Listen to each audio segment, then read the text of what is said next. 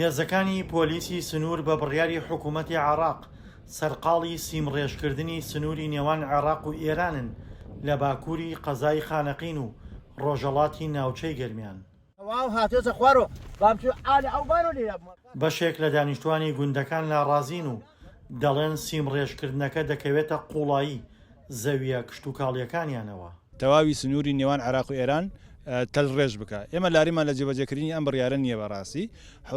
حکوومەتی عێراق و بڕیارێکی دا و جێبەجێیەکە، بەڵام ئێمە داواکارەکەمانەوەیە کە ئەم سیمە لەسەر حدودی ڕاستەقینە لێ بدرێ.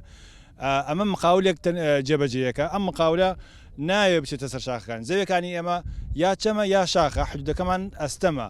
ئەویش بە شۆفڵ و حەفارە ئەچێتە ئەو شوێنانە کە تەکلیفی زیاترەکە بووی لەبەر ئاسانی خۆی 4-5 کیلومتر هاتۆتە خوارەوە بۆ ئەوەی تەکلیفێکی کەمتر بکەوێت لەسەری زەویەکانی ئەمە بەجێهێشتووە. ئەو زەویانەیە ئێمە کە بەجێهێڕێ هەمووی زەوی کشتتوکاڵین و هەموو لە وەرگن تاقل لە وەرگەی ئەم گوندێشن 18 ڕانیتیایە. ئەگەر ئەو لە وەرگەمان بەدەستەوە نەمێنێ ئەم گوندە چۆڵە بێ. بەڕاستی داواکاری ئێمە تەنها ئەوەیە ئەم سیاجە لەسەر حدودی ڕاستەقینە لێ بدرێ. ئێمەوە هیچ لە ڕووی فەلاحەت و هیچ زەویەکمان بۆ نەماوەت و حیوانیتیا بلەوەڕێنین.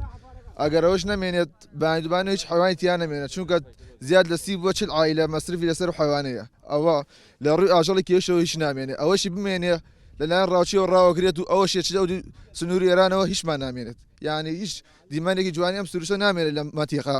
سیمڕێژکردنی سنوورەکانی نێوان عێراق و ئێران بەشێکە لە پلانی ئەمنی نێوان هەردوو وڵات. بەڵام دانیشتوانی هەندێک لە گوندەکان ئاماژە بەوە دەکەن لە وەرگا و زەویە کشتتوکاڵیەکانیان دەکەوێتە ناوچەی قەدەغەکراوی نێوان هەردوو وڵاتەوە. ئەم کاڕە مقاولە لە هەرکرد لە کار ئاسانی بۆ یەکرێ عەرزەکەی ئێمە جێلیە لە وەرگاغامان جێمینە دوای ئەمە سلاکشانی کرا کرا و سیم کریا ئێمە ناتوانین مەڕنای بلۆڕین. پاسەوار سنوور بە ئێمە اینجا تەبلیغ کردووە نەکەفینە پیش سیمەکە بە کەفینە پیش سیمەکە ئێمە خۆمان بەرپرسیاری. وەڵە داواکاریمانەوەزای ئێمە حەق خۆمان پاشێن مەکەن کاکە. ئێمە چیمان گەرەکە؟ ئێمە ئەومانە گەرە کاکە گیان ئێمە پێمان خۆش ئەو تەلبەنە بکرێ بەخوا پێمان ناخۆش نییە. ئەرە وەڵڵا قانجاز ئێمەیە کاکە بۆ ڕاومان بۆ ئەمانە ئێمە تەمینین دی.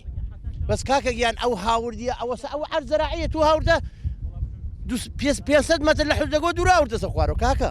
کۆمپانیەکێ بۆ سراحەت خۆیی کە کاکە.